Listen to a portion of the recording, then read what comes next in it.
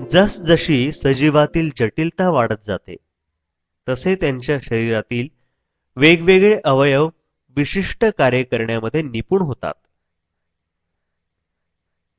यातील काही अवयव एकत्रितरित्या जटिल पचनसंस्था तयार करतात.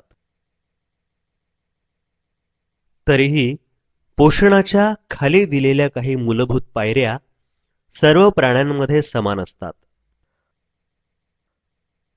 अंतर्ग्रहण, अन्न शरीरात घेण्याची प्रक्रिया.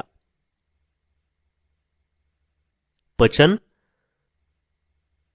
जटिल कार्बनी पदार्थांचे साध्या द्रवणीय पदार्थामध्ये विघटन करण्याची क्रिया. ही क्रिया यांत्रिक पद्धतीने दातांद्वारे आणि रासायनिक पद्धतीने विकरांच्या साहाय्याने केली जाते. अवशोषण,